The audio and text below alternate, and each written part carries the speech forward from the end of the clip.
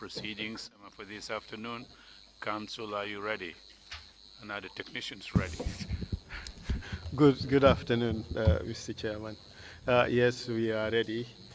We have the witness on the screen. He's testifying from US of A. With your permission, I would ask the witness to make the affirmation and then we proceed. Before we proceed, I'll ask you to make the following affirmation after me. I state your name, please. Babucarr, Hereby affirm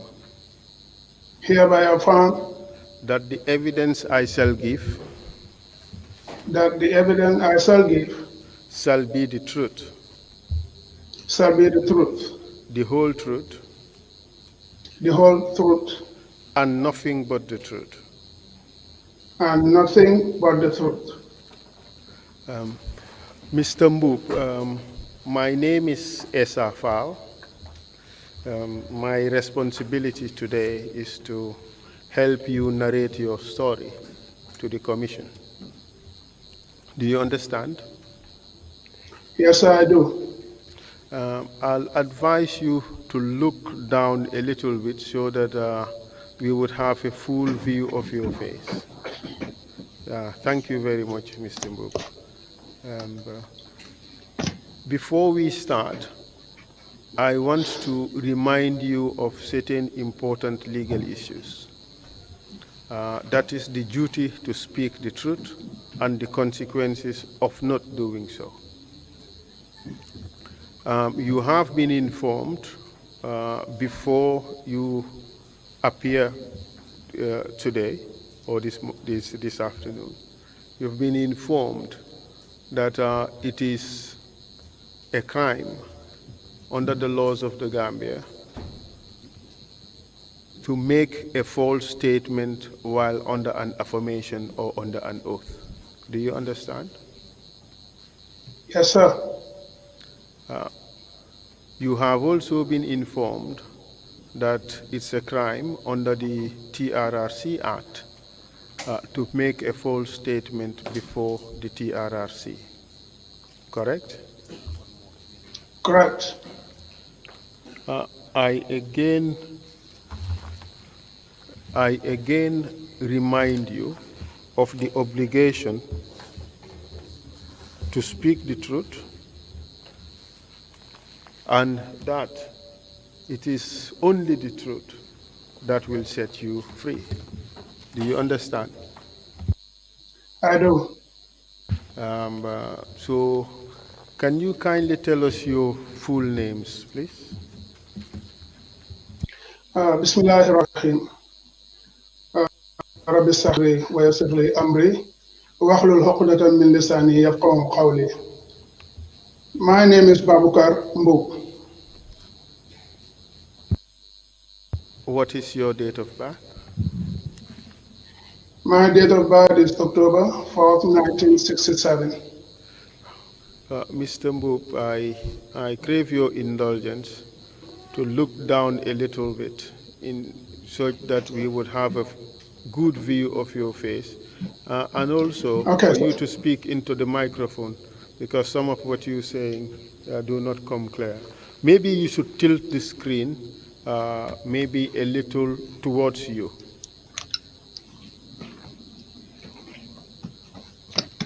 Is this okay? This is better. This is better. But if it looks to me that the shot or it's frozen, so okay, it's moving now. So thank you very much. So kindly remind us again your date of birth, please. October 4th, 1967. Where were you born? In Nungu Kebe, Lower Nyomi, North Bank Division. Nungu Kebe, which division? North Bank. Okay, thank you very much. Where did you go to school?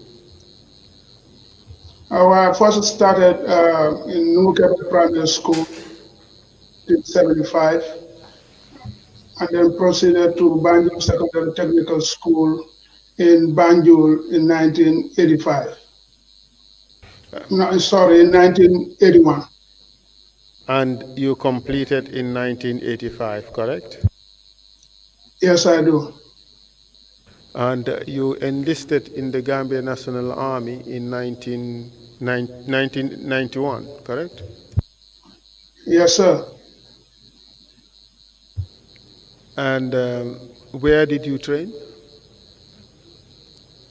I trained military training in Farfan. Do you recall your intake number? It was intake number 15. Do you recall when you've completed your training? Yes, it was in the same 1991 May. And where were you deployed after your training? I was deployed in Yundum Barracks. Did you pursue any other training soon after you completed the recruit training? Not very soon after, but in the same the following year, 1992, yes, I went to Ghana for a boxing course. And you returned in the same year, correct? Yes, sir. And what did you do from 1992 to 1996? From 1992 to 1996, after returning from Ghana, after a short time, I was moved, transferred to the regimental police. We call it RP in the military. And I was in the military until the Nigerians, when the Nigerians came, the military police was now moved to the army. That's when I was transferred to the military police, and I was there until 1996 again. Then I was also again sent to Nigeria for a bodyguard course. After completion of that course, that's when I was actually moved to the State House in 1996. And what work did you perform at State House? In State House, I was a general bodyguard to the then President Yaya Jammeh and his family, performing the general bodyguard duties. And you remained in this position until when? I remained in this position until 2000, very early 2001. Then I was now the orderly to the president in his office.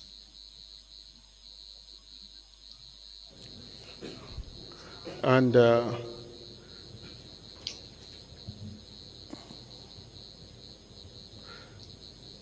in 2001 and 2004, what work were you doing?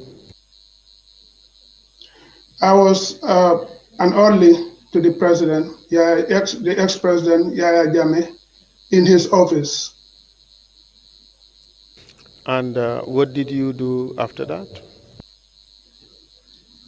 After that, after 2004, I moved to Babucarr Barracks to join the commando unit, and I was there until my relocation to the U.S.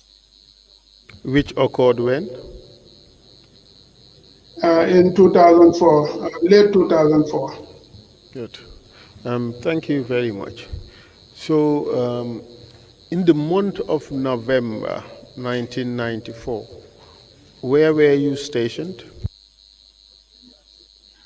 In the month of November 1994, I was still with the military police, And then that time I was actually like detached to the um, army headquarters. When I get up in the morning, I go to work to Banjul in the headquarters, and then return back to Yundum Barracks where I was residing in the evening. So in 1994 November, you were residing in Yundum Barracks, That is correct. and your station, your duty station, was Army headquarters in Banjul, correct? Very correct. Um, can you tell us what happened on the evening of 10th November 1994? On the 10th of November in the evening, I was out walking about with my ex-wife then, Jennifer Ture, and our 3 months old son. Um, it was like a routine sometimes when I get off in the evening. I go about walking about with her, and then at that evening I stopped uh, in Farfan's house, the late Farfan's house, just to say hello because he was a family friend also. So when we came, um, my wife and our baby were, even I myself also, we were all sitting in the living room, uh, just ready to chat. That's when the late Farfan called me and called me into his bedroom. So I left my wife in this room and go and answer to him in the bedroom. That's when Farfan disclosed to me that they're planning to stage a coup. Just planning to stage a coup d'etat. And then he asked me to join. Then I asked him, what are the plans and who are the members of this coup who are planning this coup. But he declined not to tell me who the coup plotters are, who are the leaders, and what are the plans. That's when okay, but in my mind, I decided not to get myself involved in those kind of informations or those kind of activities since I don't have no clear decision about it. He was talking to me. Thank you, Mr. Witness. I'm sorry, I have to interrupt you. Um, Okay, I need to clear a few issues from what you have okay, said. okay. You did indicate that you went with your wife for a walk and you passed by Farfanyang's house or his Yes, accommodation, and Farfanyang yes, called you into the living room and confided into his bedroom, excuse me, and confided to you that they were planning a coup d'etat and wanted you to join. yeah, But he declined to tell yeah, you who the other members uh, of the plot were. And you said in your mind that you would not join something that you don't know the full details. That is what you said, yes, correct? Okay. yes, sir. At this time, you were a member of the military police, correct? Yes, yes, sir. And your job as a member of the military police was what? Was to actually at that time my job was to investigate and make reports like if there's any case between the military and any civilian or between a soldier and another soldier. Uh, we do the investigation and we do the recommendations and then forward it to our commander, whoever it is, so that he can forward that information we have and the recommendation we have to the authority at that time. Essentially, what you were saying is that your work was to investigate crimes involving Yes, sir. soldiers, correct? Yes, sir. And at this stage, what Farfan told you was already a crime in the making, correct? It is true. And your job as a member of the military police at the time was to investigate, detect, and bring to justice those people who were committing crimes, those soldiers who were committing crimes, just like Farfan himself. Yes, sir. Okay. So you left Farfanyang's house knowing fully well that your friend, your close friend, your family friend, as you described him, was planning to commit a crime which you have an obligation to investigate, correct? That is true. Tell us what happened after you left Farfanyang's house. Well, after I left Farfanyang's house, I told my wife that we should go back to my house. When we go there, at that time I couldn't even tell her nothing. I was thinking about this, how to go about this. But at that time also, we already knew that the council members knew that there was something going on. They already know that there are officers that are planning to stage a coup. And they actually even came to the barracks on that afternoon whilst I was still in Banjul. So this confirmed to me that it was true, because for me, I was just hearing rumors at that time. When I get up in the morning, all that I do is to go to work in Banjul, and I have my senior men and everybody in the office there in the barracks. I am pretty much sure that they're aware of this situation also. So at that time of the evening, I don't have nothing that I can do at that time. I don't have no means of communication. There were no phones. There were nothing that I can even do anything. All that I can do is to wait in the morning. If nothing happened at all, then I will definitely proceed before I go to Banjul, make sure that this was reported to my senior man. But it Mr. was Mboob, that very night. Mr. Mboob, Yes, Mr. sir. Mboob, Yes, sir. speak a little bit slowly and into the microphone so that we get clearly what you're saying. But from what you've said, you seem to be suggesting that you could not report this matter because all your senior officers were not in the camp and you had no means of communication. Is that what you're telling us? That is correct, sir. But Mr. Mboob, you know that is not correct. What is not correct? What you have just said. Well, In the that time camp, there were no food. okay.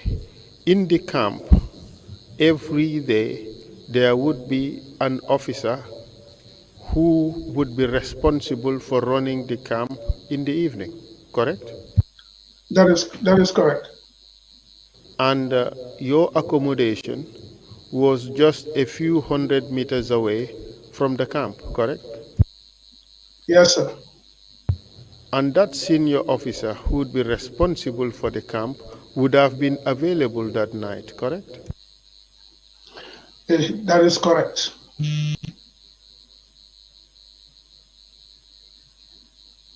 I think there's a relay of what I have just said, but maybe that's just a technical glitch.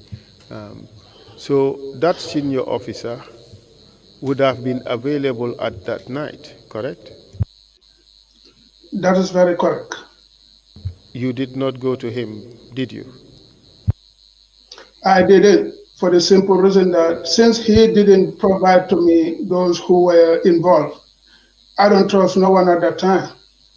I don't know who is involved and who is not. I don't know who to go to. The only thing that I can do at that time, and my only consent that I trust at that time was to make sure that this is reported in the morning before I go to Banjul. And to whom would you report it? To who would you report it? If I had woke up in the next morning without anything happening, then I will definitely stop by the office to see if there's any senior man in the office at that time, and I will tell him what I heard. But there was already a senior man in the camp. You could have gone to him. That's what I just said. I didn't trust nobody at that time.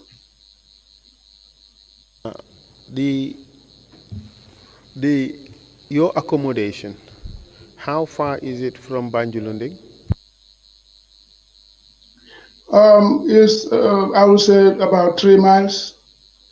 You know the accommodation of the then army commander, didn't you? Who? Which army commander? Babucarr Jatta. I don't know whether he was living in the barracks at that time, or if he was living anywhere close at that time.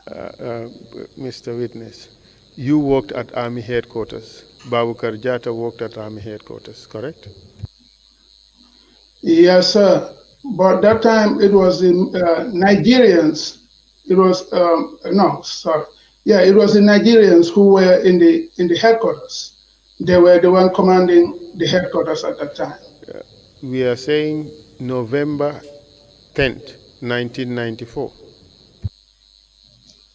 November 10, 1994.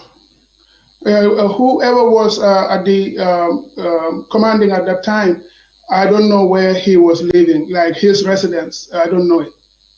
Mr. Mboob, how could you be working at the army headquarters together with Babucarr Jatta? He lived at Banjulunding. You lived at the barracks. You didn't know where he lived at the time? Wouldn't that be surprising? It might be surprising, but it is the truth. I don't know where he lived at that time. Okay, we move on. Tell us what you did after you went back to your house.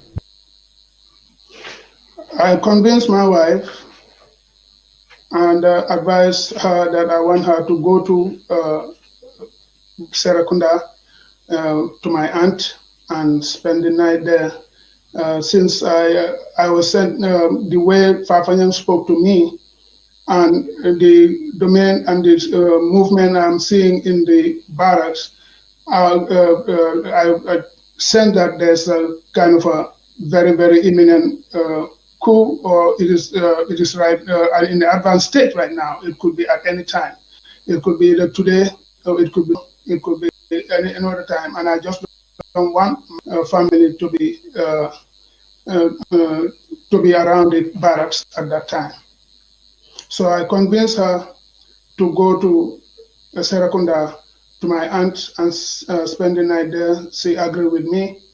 I make her prepare, and then as I was going to the highway to make sure that she have a transportation, I went straight into the barracks. That's when I saw Buba Jammeh, aka Kanilai. They call him Kanilai. He was in a white van at that time, heading towards the gate going out of the barracks. I asked him if he was going to Serakunda around that area because I just want him to drop my wife for me. He agreed with that, and that's how I saw my wife off. Looking at the people in the soldiers in the barracks there, I know that there is something up. But at that time, I couldn't talk to anybody neither. That's when I just walked straight to my house again, did my prayers that night, and I ate, and I went to bed in full uniform and my rifle by my side. Preparing for what? Just as a soldier, not knowing what is coming up next, that's the only thing I can do at that time. Making sure that whatever is coming. Mr. Mboob, here you are. You've been informed that a coup was going to take place. Yeah. You deemed it important to send your wife away from the barracks that night, correct? Yes. Yes. From the movement that you saw, you believe this was going to take place very soon, correct? Yeah.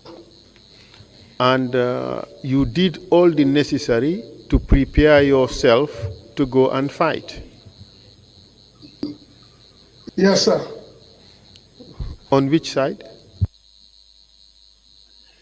Not at any side. At that time, I was just getting myself ready, not like to fight here or to fight there, but just to arm myself as a soldier and then just see what is going to happen next.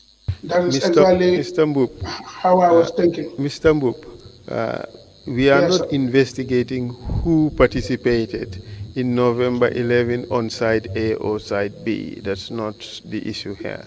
If you Yes, sir. supported the coup, say it. If you didn't, say it. But it looked like you are readying yourself to participate in the coup you have just been informed about by your friend. That is absolutely incorrect, sir. That is absolutely incorrect. But nonetheless, you did not report the matter. You came across somebody who was leaving the camp. You could have left with him to go and report the matter at the police. Couldn't you have done so? I could have done so at that time also, but it was not in my mind. It wasn't ringing in my mind that one. And the way I saw Buba Jammeh leaving, I know that they are already aware of what was going on at that very instant. To put it simply, you had no intention of reporting this matter. I did have the intention of reporting it, but to my closest commander at that time, definitely yes. And who was that? At that time, it was Captain Butu, late Captain Juf. We used to call him Butu. That was the head of military police at the time. At that time, yes, sir. And you had an opportunity to leave the camp, didn't you? I did have the opportunity, yes, sir, to leave the camp. Yes, sir. And you didn't take it? I didn't take it because I wasn't thinking that way like that. I was just thinking like I'm a soldier. I don't know even like if I leave the barracks, how would I go back and all. I wasn't thinking straight like that at that time. So you went ahead and prepared yourself for a fight? I prepare myself not for a fight itself, but just to defend myself as a soldier in the barrack. If anything comes my way, I know that I support the regime at that time. I don't have no intention of staging any coup, joining any coup. And whenever it's time to, when my service is needed at any time, I was just getting myself ready for that. Let us move on, Mr. Witness. So you went back to your house, you prayed, ate, dressed yourself in full military uniform, took your rifle, and then what did you do after that? After I ate, I dressed up and then I went to bed with my rifle by my side, just waiting to see what's going to happen. Then after I would say very early in the morning, that's when I was woken up by gunshots. What time in the morning? Then What time in the morning? I don't know exactly what time, but it was getting much clearer at that time. It was getting more clear. Yes, was sir. it after Fajr prayers? I would say it will be around that area, around that time. It was getting clear at that time. Yeah, it was getting bright.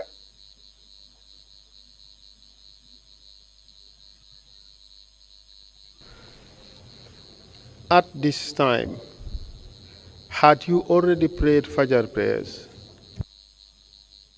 No, sir. Okay, let's try to make an approximation of the time. Was it 3 a.m. or after 3 a.m.?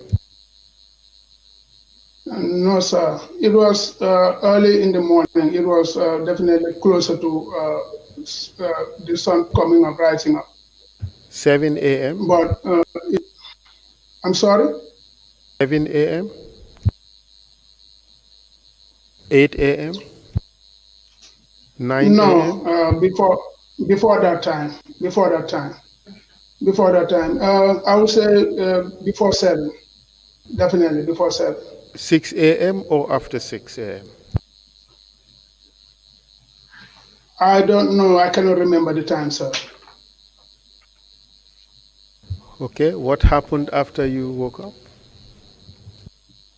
I ran and I went straight to the barracks. Actually, I stopped by the office there and asked. There was only one, I think, one personnel I found in the office, and I asked him what's going on, but he couldn't tell me nothing at that time. And I also forgot who exactly was there in the barracks. But that there are soldiers in the barracks right now. That's when I rushed to the barracks. And when I came, that's when I saw soldiers were in the barracks at that time. And I saw Edward himself right in front of the mess, the anteroom, in front of the anteroom. And there were a lot of soldiers around that area also, a very, very number of light soldiers. Okay, So we were, how long did it take you to get to the anteroom from the time you woke up? I don't know, but it will be less than 10 minutes, definitely.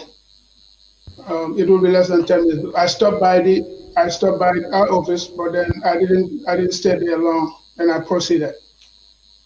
So when you arrived at the anteroom area, you said who?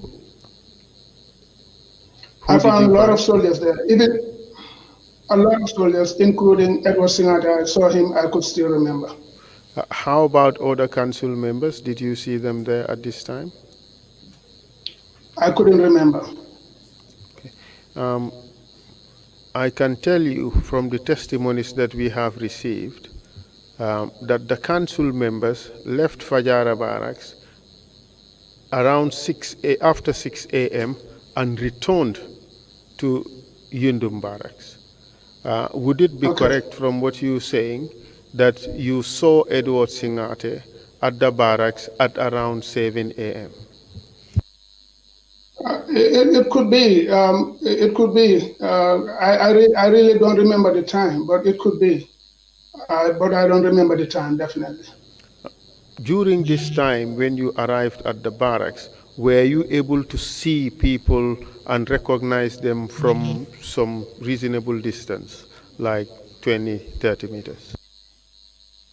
Yes, sir.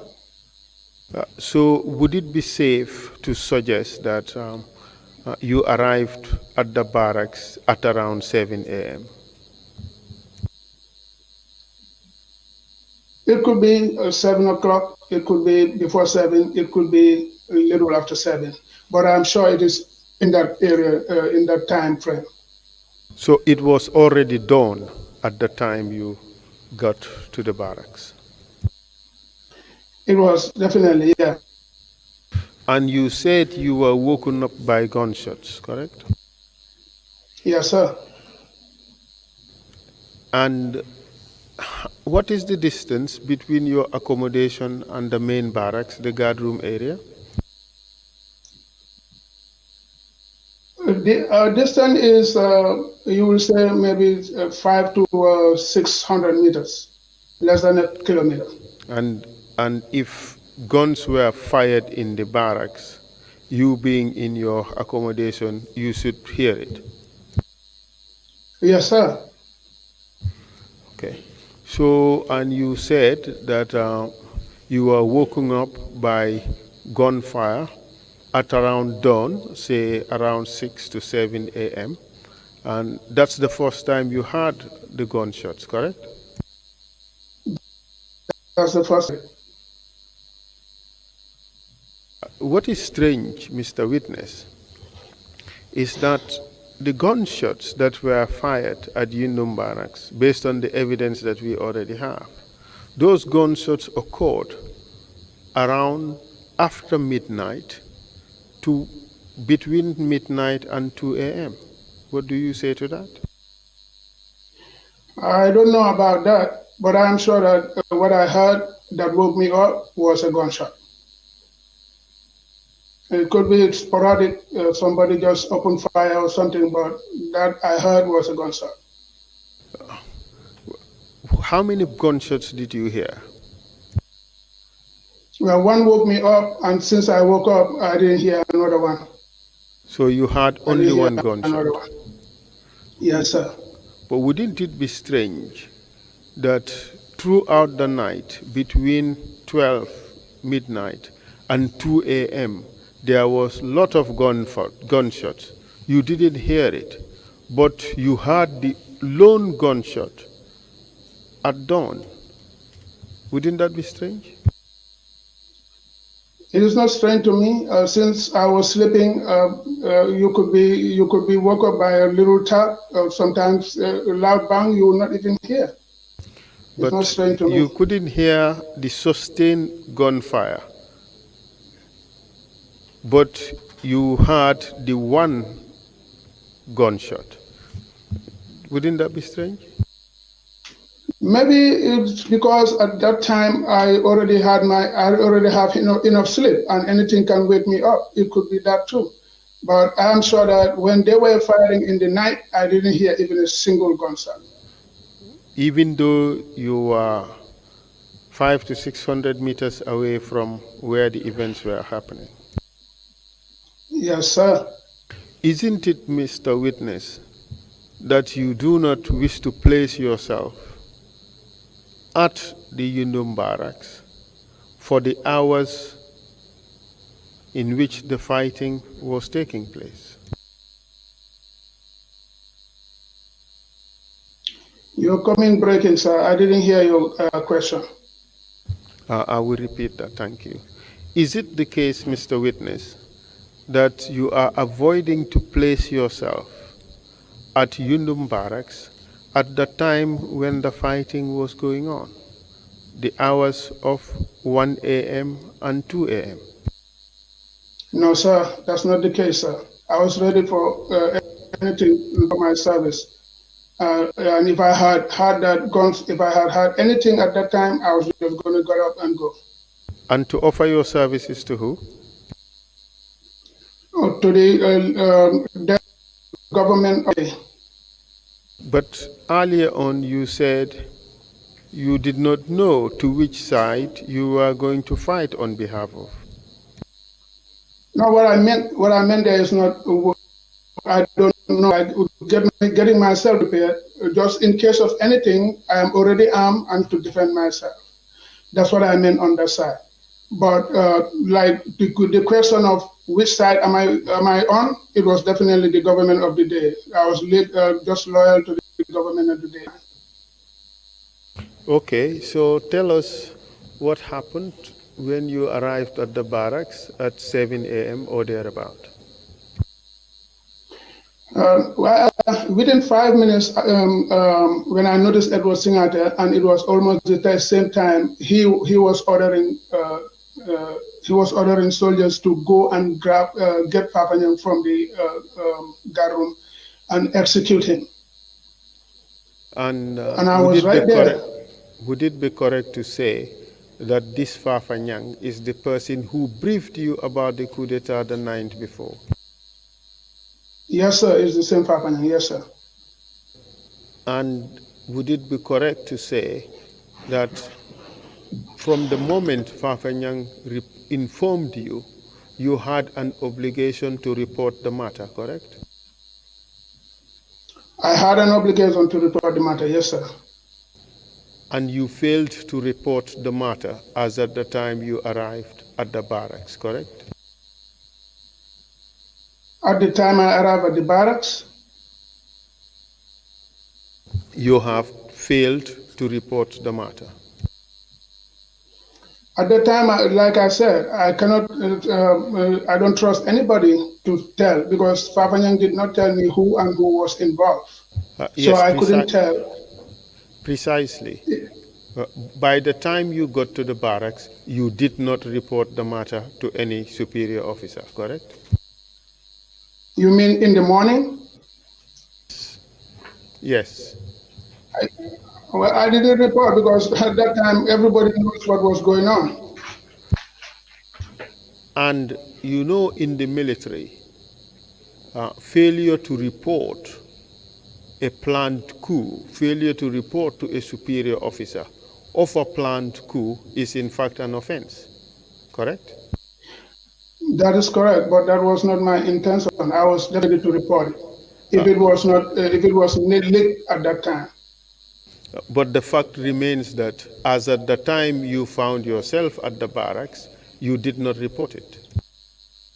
I did not because that time it was already known to everyone. Okay. And you knew that failure to report the matter was an offense, correct?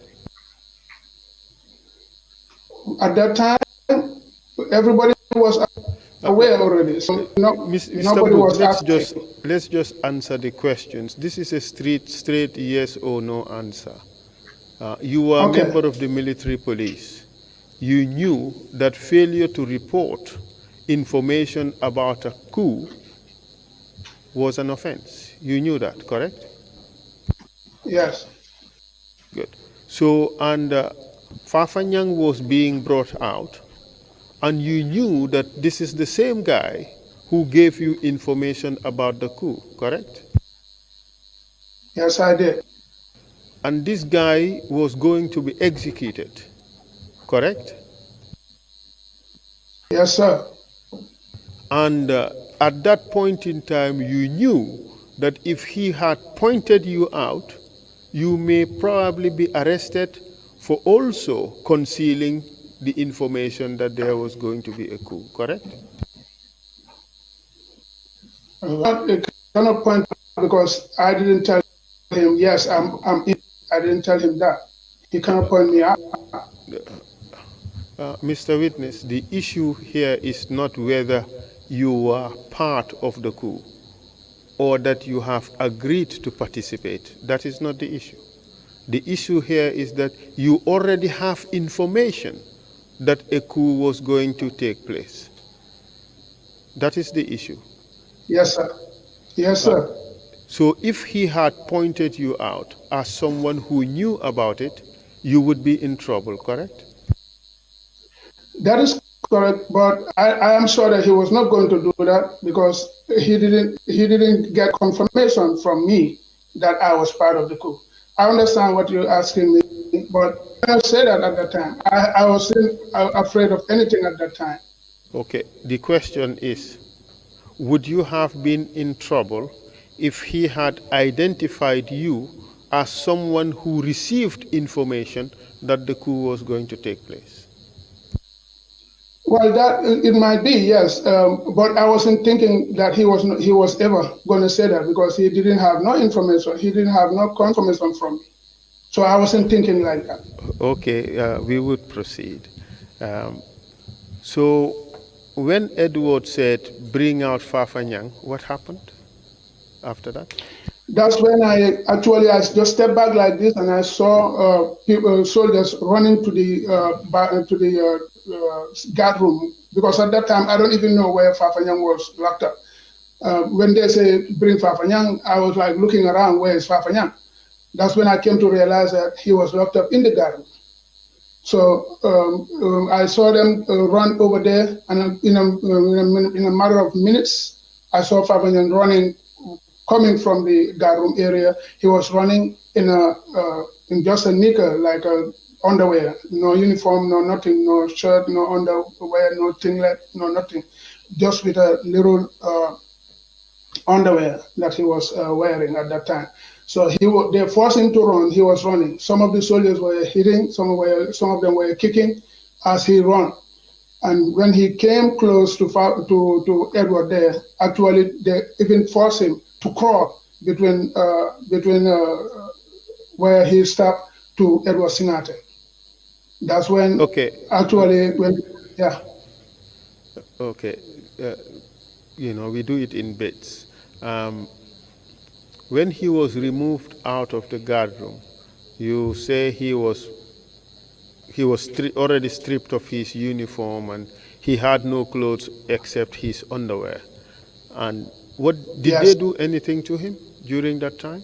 Ye- Yes, sir. That's what I just said. That they force him to run. And some of the soldiers, like if he's running, passing soldiers, some will be kicking him, trying to bring him down. Some will be punching him if they're able to get him. And that's how he get to Edward Singate. And which soldiers do you recognize among those who were doing this? Definitely, I cannot remember that right now, but I know that there were soldiers at that time. You can't remember or you wouldn't tell? No, it is not because of that. I just cannot remember. Okay. All right. And when he got to Edward Singate, what happened? When he got there, Edward Singate gave the final order that Edward Farfan should be executed. And that's when they asked him again. I was right there standing, and then they asked him. Although I didn't know those soldiers, but I know that they were not from the barracks. They were not from the barracks. They asked him to run again. They forced him to run again to was the cookhouse. When Farfan ran until he stopped, I was right there standing, and I saw Staff Sergeant Lamin Gassama and Private Bala Jiba. Both of them were standing in a firing position at that time. And what happened? So then I was watching when I saw first of all I saw Staff Sergeant Gassama took an aim like he was about to shoot. So when I looked at Farfan, he was still standing. Then I looked back again to see Gassama. But then that's when this shot, actually, one shot was fired.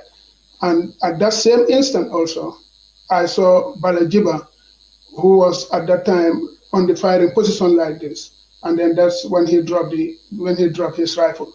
So I didn't know whether it was actually Balajiba who released that shot or Staff Sergeant Gassama who relieved the shot. But in my mind at that time up till now, I was thinking that it was between the two of them who released that shot. It could have been another soldier, but I didn't see another soldier at the time. But these two, I definitely remember seeing them in the firing position. And by the time the shot went off, it was Balajiba whom I saw on the firing position like that. And So- what happened after that? So that's the time again, soldiers ran again, grabbed Farfan on the hands, some on the legs. They were trying to bring him to Edward Singate, but Farfan was still alive at that time. Farfan was still alive, so they put him down between the cookhouse and the ration store. There's a driveway. They put him down there. This is the time when Lamin Koli, that time I think he was a private, Lamin Koli ran and came there. He first released and missed him. Then he released another shot that hit him there. And that was the round actually that killed Farfan. So let's first deal with the action of Koli. From what you saw, was that deliberate or was it accidental? Well, if it was accidental, I don't think he was gonna do it twice. Because if as a soldier, if you make a negligent charge, which is like firing your weapon by accident, you should definitely stop and correct that. But if it fire again, and this time you're pointing your gun to the individual, I don't think that's accidental. It could be an accident, but I don't think so. Did you see him aim at the victim, Farfan? Yes, sir, I did. Did you see him press the trigger? I saw him fire his weapon. And in your book, as an experienced soldier, that was deliberate? I will say that, yes, sir. Okay, now let's take it a few steps backwards. Farfan was allegedly brought out of the guard room and pushed towards Edward Singate, or the direction where he was shot, by yourself. What do you say to that? By the way, I would say perhaps that, maybe before you answer, let me ask the technicians to play this video, and you see it, and you tell us what you think. okay. Can you kindly play the video, the excerpt of Esa Mendy talking about the killing of Farfan? From there, we went back to Barracks. When when we arrived at Barracks, we stood in front of the guard room there. This man was brought in, Sergeant Farfan was brought in by Corporal Kanyi and Mboob. Which couple Kanye are you referring to? I think we call him Alaji Kanyi. And who else? Babucarr Mboob. What was Babucarr Mboob's rank? He was, if I may call, he was a lance corporal. And they brought out Farfan. And Yes, can you show us how Farfan was being brought out, the way he was treated? Can you show us? We want to appreciate, we want to have a good understanding how Farfan was handled when he was being taken out. Can I get up? By all means. Okay, sir. Microphone. Kindly yes. up the volume. Speak through the microphone. This was the guard room here. Then there is rooms, houses there around there. So we were standing here. He was dragged. Both of them, one handle here, one handle there. They were pulling him. Then he was saying, "Bilai walai talai, I am not a monk." That was the word that he was saying. But Sana Sabali ordered them, go and shoot him. So they drag him up to the anteroom area towards the guard room. Then they fire.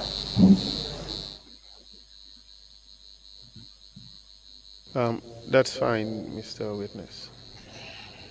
That's fine, technicians. So, Mr. Witness, you have seen the testimony of Esa Kanyi on the oath. He said, you and Kanyi brought out Farfan and took him to where he was shot and killed. I am on the oath too, as I'm speaking to you. And I'm saying that that is very incorrect and not true at all. Farfan in the first place was not even grabbed by the hands, as far as I can remember. He was just let running like that, naked, almost naked, and soldiers were kicking and beating him. There was nobody who actually held him at that time. But they didn't hold him. Is it your suggestion that he was not grabbed when he was being removed from the guard room and brought well, out? I wouldn't say he was not grabbed from the guard room, because I don't even see him coming from the guard room. I just saw him when he made that left coming towards the anteroom. That's when I saw him running. So you are saying, therefore, that Esa Mendy fabricated the story that you, Babucarr Mboob, and Alaji Kanyi brought out Farfan and took him to the place where he was executed. You saying what he said is a lie? That is very true, sir. That is not correct. It's not true. If it was, or would you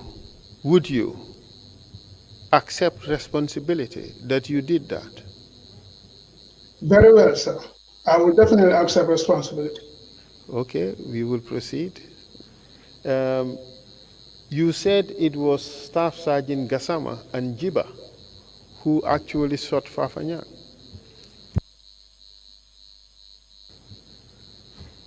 Staff Sergeant Gassama and Jiba, you saw them take firing positions, and Farfan was hit by gunshots. You believe they shot him. That's your testimony, correct? I am not saying that they shot him. I'm saying that this shot definitely might either come from Gazama, who aimed first, or Balajiba, who actually was on the firing position when when the shot rang off. But I didn't say that it was either Gazama or this thing. I know that the shot might either come from the two of them, either one of them, because it was only one round that was fired. I don't know whether it was Balajiba who was at the firing position at the instant the shot was fired, or it was Gasaman. I couldn't say for sure because before I look at them, the shot has already been fired. So I couldn't say whether it was. At the time the shot was fired, where were you standing? I was standing actually, I would say, on a side between between between Gassama himself. I was even closer to Gassama at that time than Balajiba because Balajiba was standing a little bit far. But I was standing between them and where Farfan was. Essentially, you were behind Farfan, correct? I was like, yeah, on the side of Farfan, not like behind Farfan, but standing aside, getting away from their arc of fire. Like I wasn't standing between them actually, between them and Farfan, but I was actually like on the side, making sure that I'm out of their arc of fire at that time. Essentially, Farfanyang was in front of you and Balajiba was to your side. That's what you're suggesting? Balajiba was a little bit, yes, on the other side. But directly Lamin Gassama was to your side. Him. Yes, but both of them were still standing. You know, Balajiba and Lamin Gassama were like standing side by side, like it was a kind of an extended line. And I was standing on the other side here. And there were many other soldiers, and it was not only me. But what was the distance between you and Farfanyang? I would say between 40 to 50 meters. You said 40 to 50 meters?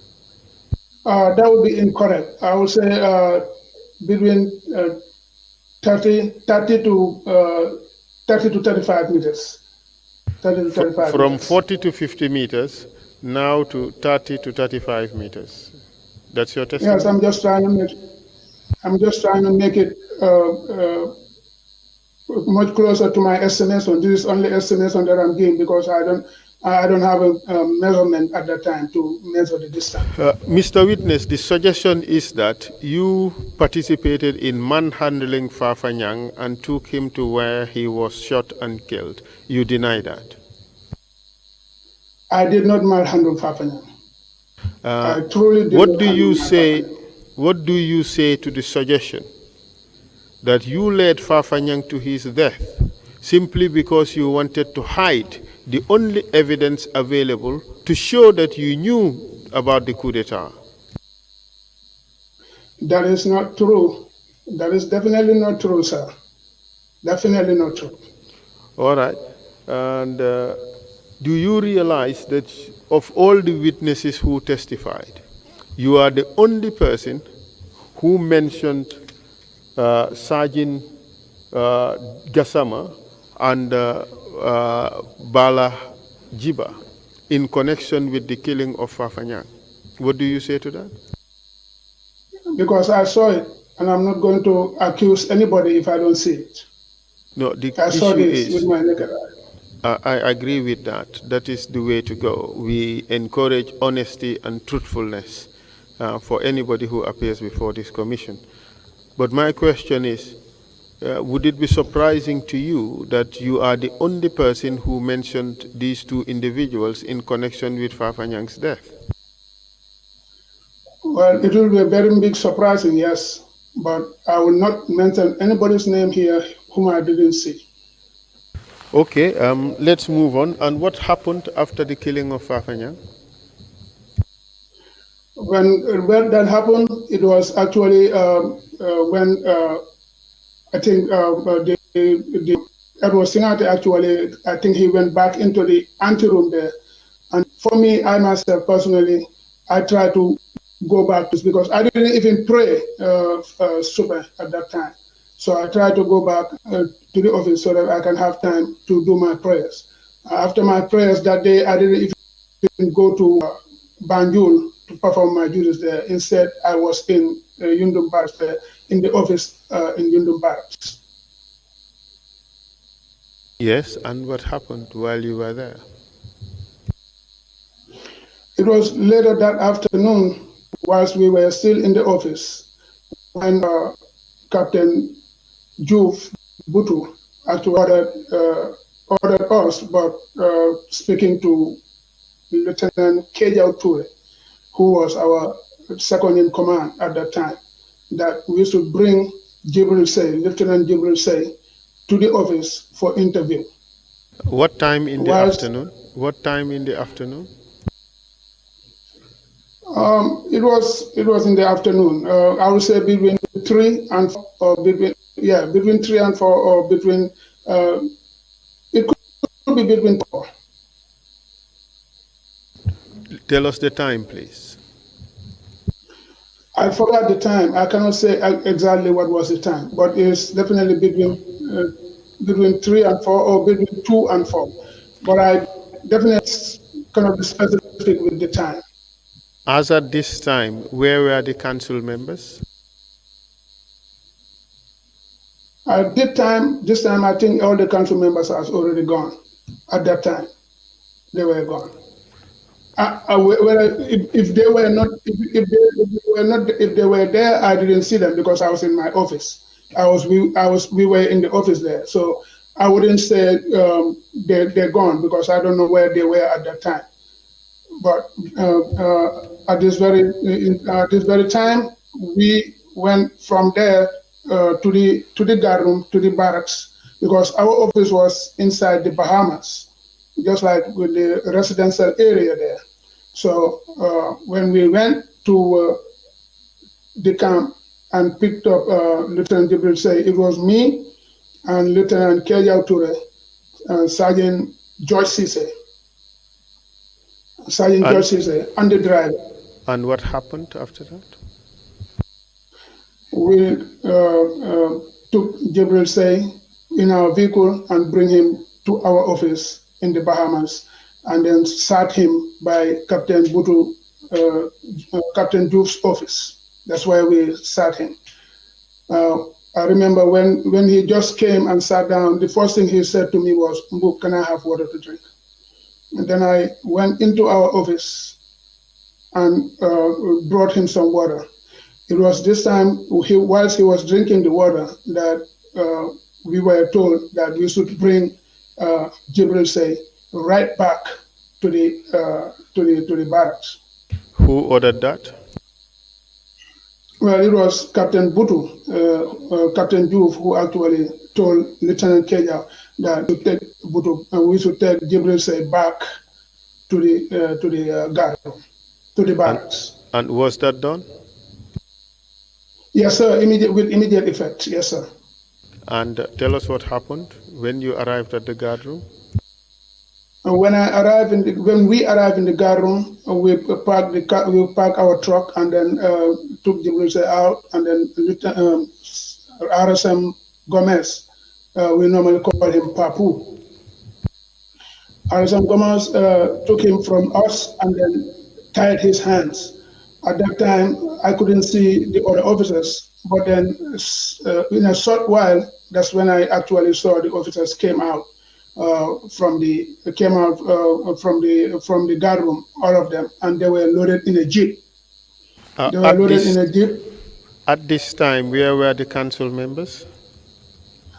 At this time, I noticed Edward Singate and Sadebo Haidara standing, like they were waiting.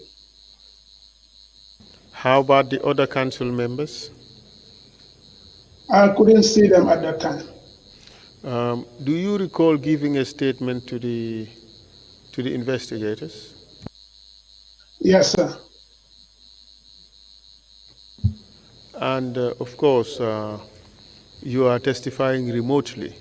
So, do you have a copy of your statement with you? I could check it over here. Let me see.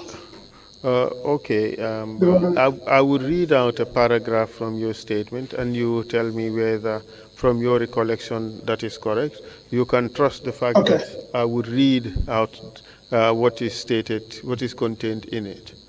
absolutely. Here you said in paragraph 5 of your statement, as I stood outside waiting for the next orders, I saw all the council members outside except Yaya Jame. I cannot remember seeing Yankuba Ture either. Is that correct? That's what you said in your statement? All the council members, then that would be a mistake because I know that the only time at that point in time, the only person that I saw right there was Edward Sinate and Sadibu Haidar. I did saw Sabali, but that was later in the journey, not right there at that instant. Okay. So you saw Haidara and Singate. And what happened after that? These officers were loaded in the jeep, in the military jeep, and they covered them. They actually covered them with the roof, like the cover of the jeep's roof, which was like a plastic. They covered them with that. And that's the time. Can you tell us which soldiers you saw participating in this? I'm sure RSM Papu was part of it, but I did not remember the rest of the soldiers. Can you give us names, please? I say I can remember RSM Papu participating in that process, but not the rest of the soldiers. I cannot remember them.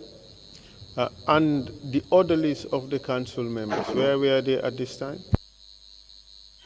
Most of them were there at that time, but I don't even know them that much, so I couldn't say who was who at that time. Okay. Can you tell us what time this event took place? This was definitely from 3 to 4 o'clock or from 4 to 5. That time it was from 3 to 4. It was from 3 to 4. Okay, what happened after that? Then when the council members departed, and then they actually it was Edward Singate who lowered down his window and told us, get on board and follow behind the convoy with the military police who were there. And then that's when I myself, Lieutenant Keyao Toure, Sergeant Cisse, George Cisse, and the driver, whom I forgot his name, we boarded the truck and then we followed right behind the convoy. You said some officers were put in this jeep-like vehicle. Do you recall which officers were put in that vehicle? Yes, sir. I can still remember Lieutenant Jibril Say. I can still remember Lieutenant Jammeh, Buba Jammeh, Lieutenant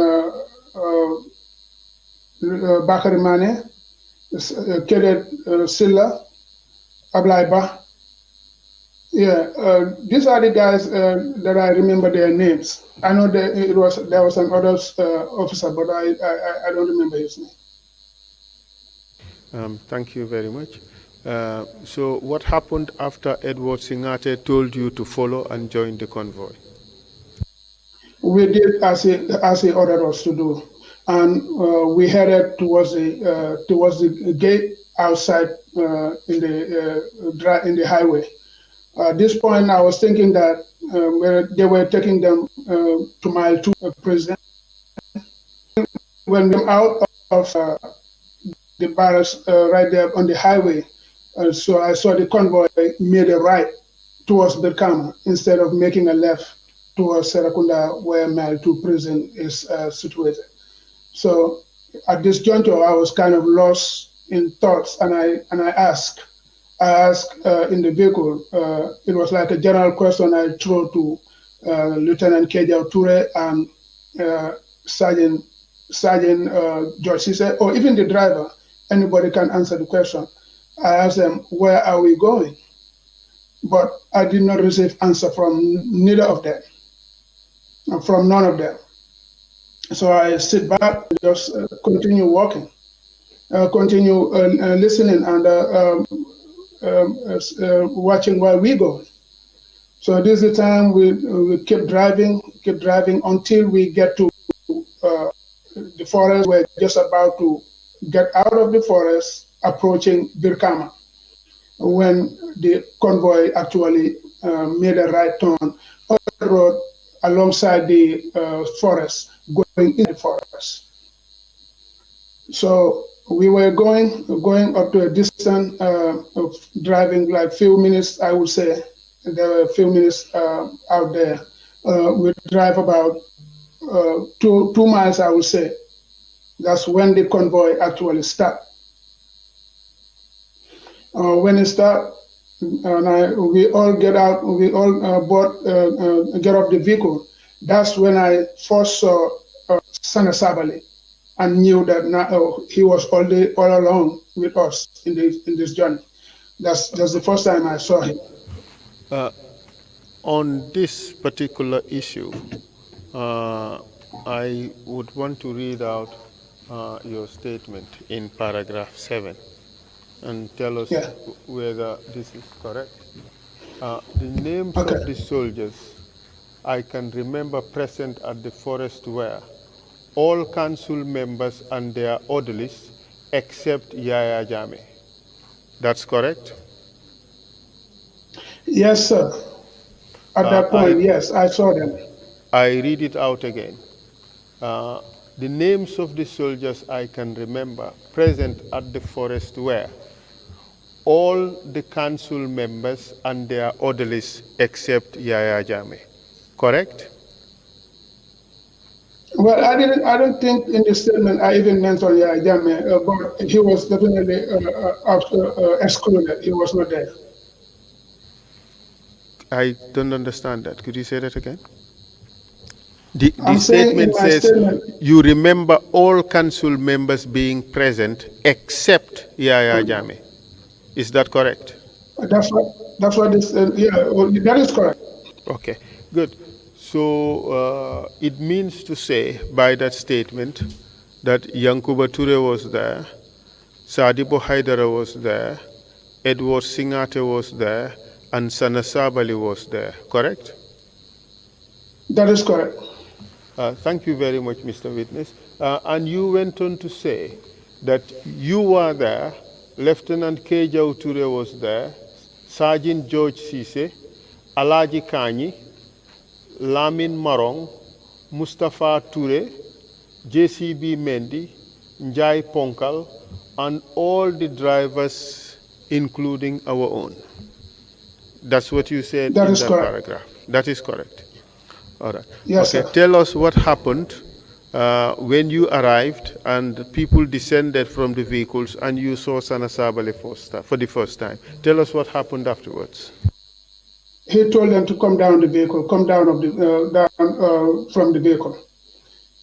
At this time, they were murmuring. They were saying, the officers were talking in a low voice, which I didn't hear. The only person that I heard talking at that time was, what's his name again?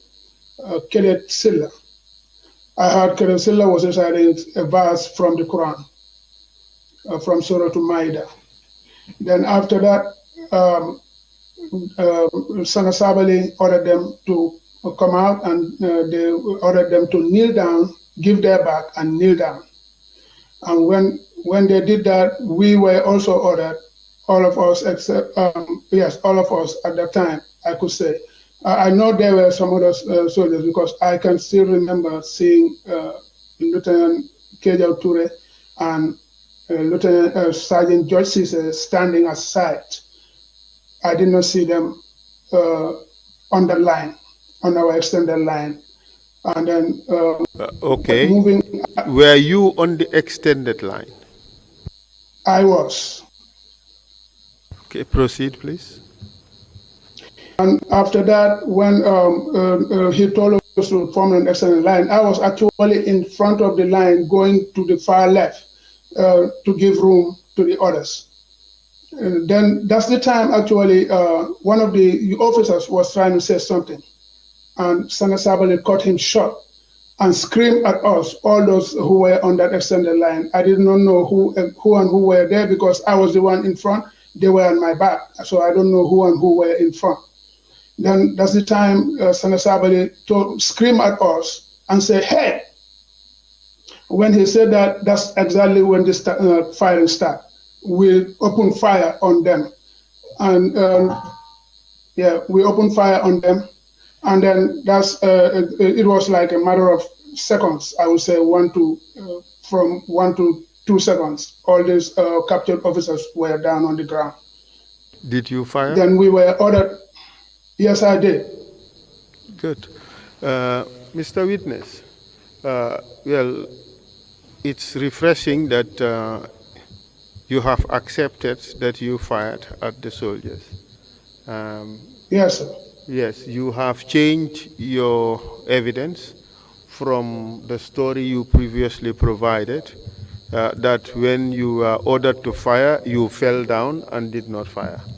But now you have accepted that you fired, correct? I did accept that I fired. Only for this thing, because this is what I believe, that even if I don't fire at that time, it makes no difference. It doesn't make no difference. No. Let's not muddy the waters. Okay. Let's call a spade a spade. Initially, yes, your story was that when you were ordered to fire, you fell down and did not fire. That was your first story. I did actually fail. Correct. Yes, okay. I did actually fail. Yeah. You now accept that when you were ordered to fire, you fired and all the others fired, yes, sir. Correct? So you have accepted that you have changed your story from having fell down now to firing your weapons. Let's just get the record straight. Correct? That is correct. Yes, sir. Thank you very much. So by saying that, you are admitting to participating in the murder of those soldiers, correct? That is correct, sir. Thank you very much. Let us move on. After these soldiers were killed, what happened? We were ordered again by the same Sana Sabali to load them on the jeep again and then drove back to the barracks. Okay, and tell us what happened. Coming home. Yes, on our way coming home, the convoy were running very fast. The vehicle were running very fast. And our military police truck was very, very slow at the time. It was old, and at the same time, I'm not even sure, I can't remember, but I know that we had a little delay. First of all, the convoy departed before we depart. And then they were running very late at that time. So we got into the late that evening, between the hours of 6 and 7, I would say. Mr. Mboob, yes, proceed. Yes, sir. When we get there, we found out that actually they have already taken out also Ibrahim Cisse and Sergeant Camara, and both of them were also executed.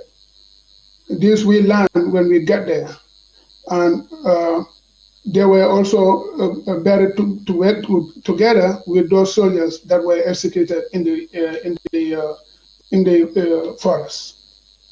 Did you arrive at the barracks before the burial of Cisse and Camara or after their burial? To be honest, I cannot even say whether it was after or before because I didn't even get there. What I really have in my mind, what I believe at that time was they were already. I didn't see nobody there trying to bury anybody, and no dead body, no corpse at that time neither. Were you at the barracks at the time of the killing of Ibrahim Cisse? I was not there. I was still on my way coming. You see, Mr. Witness, the problem we have with this aspect of your testimony are twofold. One is your involvement, and the second is your whereabouts at the relevant time. The evidence we have is that this event about the forest, it took place between 2 p.m. and 3 p.m. By 4, in fact, by 3 p.m., all of you were already back at the military barracks. What do you say to that? To my recollection, I don't think that's accurate. But if they say so, and if that was the time, it could be. But I am pretty much sure that when these soldiers, these 2 sergeants, were executed, we were still from the forest coming to the barracks. That I am very much sure of. Okay, let's listen to the testimony of some of these witnesses. That would help us situate the time. Let's look at the testimony of ML Ba, Mamadou Lamin Ba. Kindly play the testimony, the evidence of Mamadou Lamin Ba, please. As soon as he left, we were there for a while. Briefly, the council members, they left again towards Banjul. Later, they came back. This will be around in the afternoon, 12 upwards. When they came also, there was an arrangement for a vehicle. All right, a jeep was brought in front of the guard room, parked in front of the guard room, and then these names were called, as I mentioned it earlier on. The cell was opened, Lieutenant Say was called, and then followed by Buwajame, Babucarr Mane, Lamin Dabo, Ablai Ba. Yeah, let's get the names again properly. Yeah. Jibril Say, you said. Yes. Followed by who else? Buwajame. Bubajame. Lieutenant Buwajame, Lieutenant Lamin Dabo, Suso. Lamin Dabo? Yes. Then Lamin Dabo, does he have a nickname? Lamin Dabo? Yes. Yes, he has a nickname. What was the nickname? Suso. Suso. Yeah, we are all from the same village. He's from Breng, I'm from Breng. Okay. He's called Suso. You have Ablai Ba, a chopping. Then you have technicians. Let's just stop OCDT, let's stop it there. And Mr. Witness, can you see, or you could hear the witness saying this event happened at 12 noon onwards, or 12 noon thereabout? Did you hear him say that? I heard him say that. The problem here is this, like a witness. For me, this is what I can recollect and the time. Can you kindly answer the question? Did you hear him say that this thing happened after 12 onwards? Correct? I heard that. Yeah. Good. Let's hear Alaji Kanyi, please.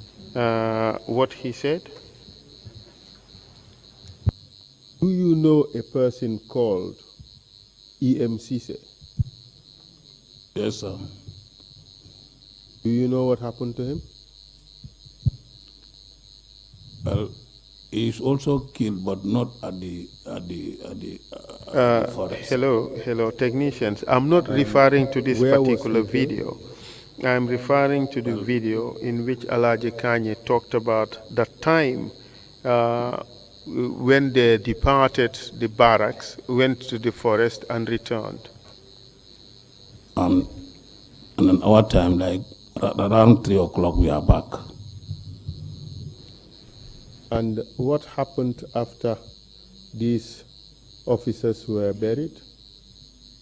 Then the council members left. Thank you very much. Thank you very much. Mr. Witness, did you hear Alaji Kanyi saying that by 3 o'clock you were back? I heard that. Is he lying? I have no idea. It might be true also.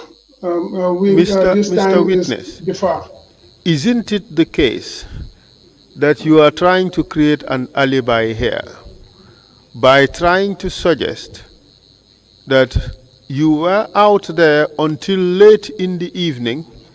By the time you returned, EMCC and Basiru Kamara were already killed. Isn't that what you're trying to do?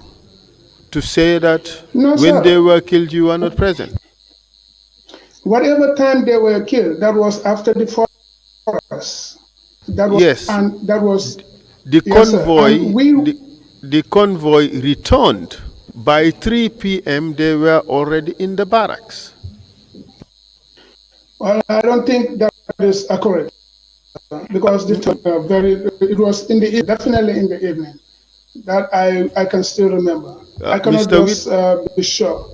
Mr. Witness, you are trying to create an alibi by showing that, well, you remained behind and you returned to the barracks at 7 p.m. after the killing. That is what you are trying to say, isn't it? No, sir. No, sir. What I'm trying to say here, the convoy definitely reached the barracks. My point here is the convoy reached the barracks way before we reached. Whether it was 7 o'clock, or it was 3 o'clock, or it was 12 o'clock, the convoy reached the barrack. The convoy reached the barracks. In your statement, Mr. Witness, you tried to suggest that the executions at the barracks occurred when it was already getting dark. That's what you said in your statement. No. No, I didn't say that. I said it was, I don't know what exactly they wrote over there, but what I'm saying is it was when we got there, it was already, we were still in the daylight, but it was late. That's what I said. We were still on the daylight, but it was late in the evening. But if they suggest that it was still in the afternoon, I'm saying that whatever time that was, with the vehicle that I was in, we came into the barracks before the barracks, and that time we were late because we were way behind the convoy. And when you were going, you managed to arrive at the destination at the same time with the convoy. But when you were returning, you were very, very late. How could that happen? Not very, very late as this thing. What I'm saying here is, first of all, I said it in this thing. I said it in this statement that they depart before us. That was number one. They were driving much newer vehicles and faster vehicles than us, and they were running faster than us at that time. They were running very fast at that time. This is what I'm trying to say.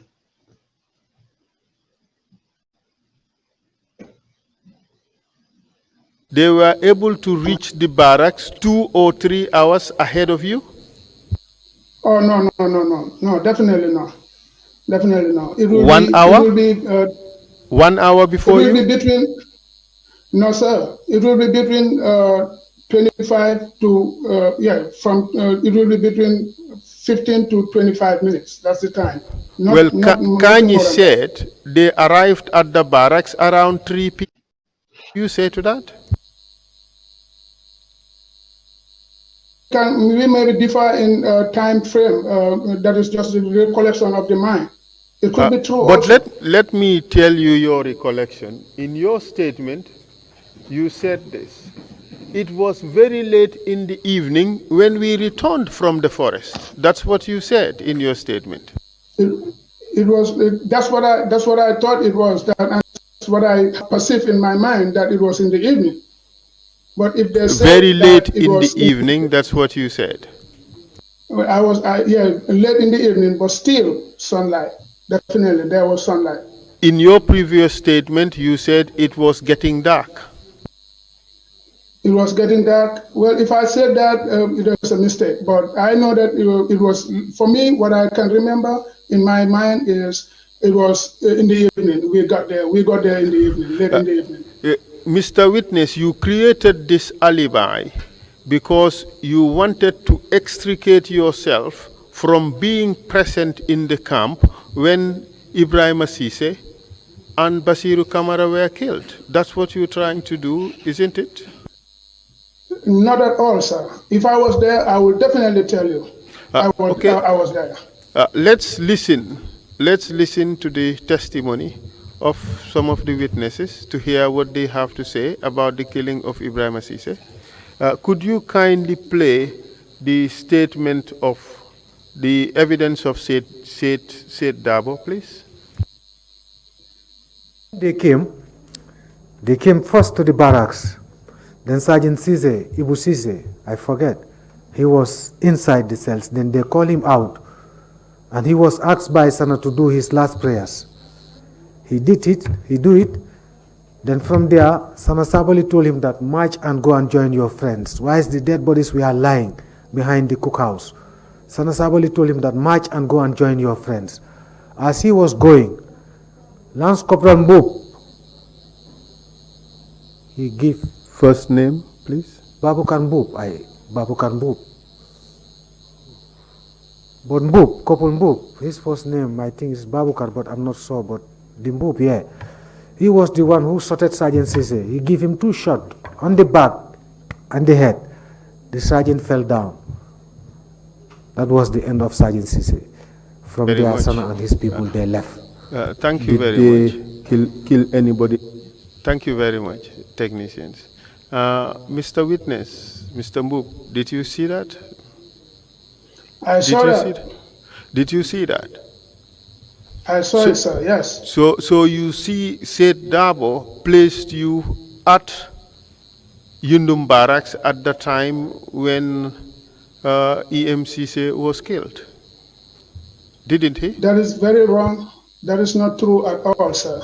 If I was there, I would definitely say I was, but I was not there. Okay. All right. Let's hear Alaji Kanyi on this same subject. Can you play Alaji Kanyi's testimony? Do you know a person called EMCC? Yes, sir. Do you know what happened to him? Well, he's also killed, but not at the forest. Where was he killed?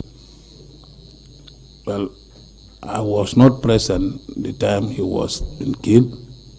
Upon arrival from the forest, we found his dead body. From reliable sources said that he was killed by somebody called Mboob, but then I was not present. Thank you very much. Thank you very much, technicians. Thank you, technicians. So, Mr. Mboob, did you hear that? I heard that. These are 2 separate witnesses who claim that you killed Ibrahim Asise. You still deny that? It is not true. I also heard from the same witnesses. I recall John C.B. Mendy, when they asked him about the same Ibrahim Asise. He told you guys that it was actually, he saw it with his naked eyes, that it was Alaji Kanyi who actually shot Ibrahim Asise. Also, Alaji Kanyi himself has admitted killing Farfan, but there was no Farfan at that time. I agree with what you. Alaji Kani, yeah, Alaji Kani was the one who was actually confusing between Ibrahim Sise and Farfan. I honestly did not even witness kill Ibrahim Sise. I was not there. I didn't know how did they kill him or where actually in the barracks did they kill him. I don't know. The problem you face, Mr. Witness, is that two people have implicated you in the killing of Ibrahim Sise. That is something you would acknowledge. That is a problem, isn't it? It is a problem, I know. Very well, I know that. Also, you have a difficulty explaining how you were not in the barracks when, during the killing of Cisse and Kamara, when everybody else you went with to the forest was in fact in the camp at the relevant time. And that's incorrect, sir, because I know that I was still in the vehicle with Lieutenant Kejau Ture and George Cisse. And these two can definitely, and our driver, whom I definitely forget his name, but he can also bear me witness that we came late, we came last in the barracks from the whole convoy. We were the one who came last at that time. But if you were to arrive between 10 and 25 minutes after the convoy, that is something you acknowledge. You said it, 15 to 25 minutes. That would take you in the barracks certainly before 4 p.m. And 4 p.m. is certainly very different from late in the evening or very late in the evening for that matter. Well, I'm saying here, all that I'm saying here, that this is my perception of the time. For me, this is the time that I can remember that actually we came into the barracks. And I still remember seeing Captain Butu when we just came. He was there waiting for us and telling us that we can go to the office. When we came, there was no council member in the barracks anymore. You see, the only reason, Mr. Witness, the only reason why you would not accept that you were in the barracks together with the council members is because you want to give yourself an alibi and therefore extricate yourself from responsibility, extricate yourself from the allegations of murder that have been made against you. That is true, but I am not trying to run away from any responsibility. Believe me, if I was there or if I was the one who did it, I will definitely come out plain and acknowledge this and admit it. But and I wasn't there. And Mr. Witness, I cannot. You also avoided mentioning participation of your colleagues because you want a trade-off. You don't implicate them and they would not implicate you. That is why you extricated Kejau and Cisse as people who stood aside and did not participate in the killings in the forest. These are not my people. Since I left the Gambia, I don't or in the army, or even in the barracks there, and went to State House.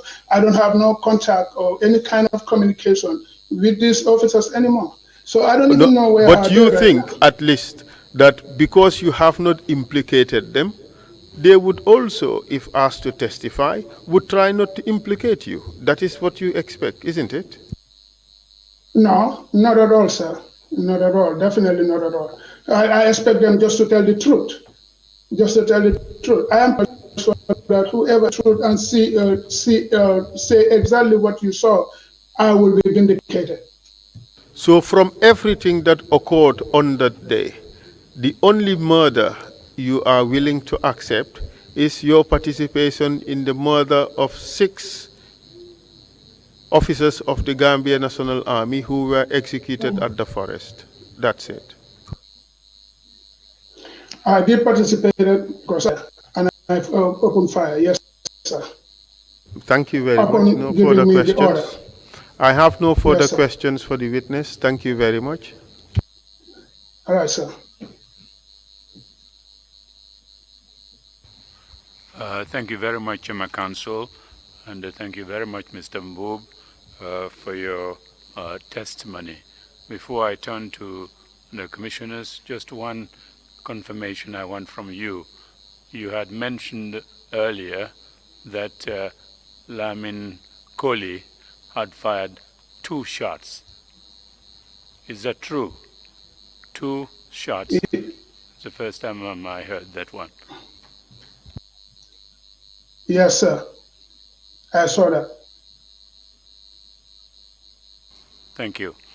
Commissioners, you have Commissioner Kinte, please, you have the floor. Hello, Mr. Mboob. Yes, sir. Commissioner Kinte. If I quote you, you said at the forest, 2 of your guys refrained from participating in the shooting. But later you said it made no difference whether you participated or not participated. They were, well, obviously going to be killed. But why didn't you take the stance that even if it was to happen, I would refrain as my 2 colleagues so that I'm not counted among those who participated in the shooting? At this moment in time, we were like kind of directly ordered by Sana Sabali himself. And at that time, you as a private soldier, you dare not to stand aside and look at watching this happen. They're gonna even if you stand aside, they will still tell you to join. And at that time, I did not have the guts to stand there and try to say that, oh no, I'm not going to participate on this thing, because Sana Sabali was acting so furious at that time, so erratic at that time, that even including Edward Singate himself was silenced. Yeah, but in the case of Farfan, you said you were standing at a position between Jiba and the other guy, I forgot, who took shooting positions, and one of them you said shot. But this one, you did not participate. You dared not participate. What are the difference? Well, the difference here is I ordered some other people there, and I might not even have a better shot. And the other thing was I was standing with other soldiers right there, and because of this, I just stood there. Since they're standing there, I can order this time around. It was an open order this time around. It was not like how it was in the index. At this one, if you want, you can take part. As I see it, it was not like force mandatory. Okay, this particular person, go and execute this guy. Edward Singate did not do it like that, and that is why I had the chance of not participating. Definitely. But in the forest, you were asked specifically to participate. Was it? Because we were not many in the forest. Sana Sabali was right there pointing his, come on, form this line here like this. And I was very close to Sana at that time when he was even saying that. I was very close, as a matter of fact. And that is why the moment the point is gone, the only thing I could do was to follow. Okay, thank you. Thank you, sir. Commissioner Carr, did you ask for the floor? Oh, sorry, I thought any other commissioner? No further questions. Counsel, you have some procedural matters to Yes, for the moment, the witness could be discharged, and it is possible that we would call him again because the witness served as an orderly to Yaya Jammeh for several years. So we may get back to him on those issues and would possibly call him as a witness on those things, if he has anything useful to say with regards to those. But in the meantime, I say thank you very much, Mr. Mboob, and thank you for the courage to accept your responsibility.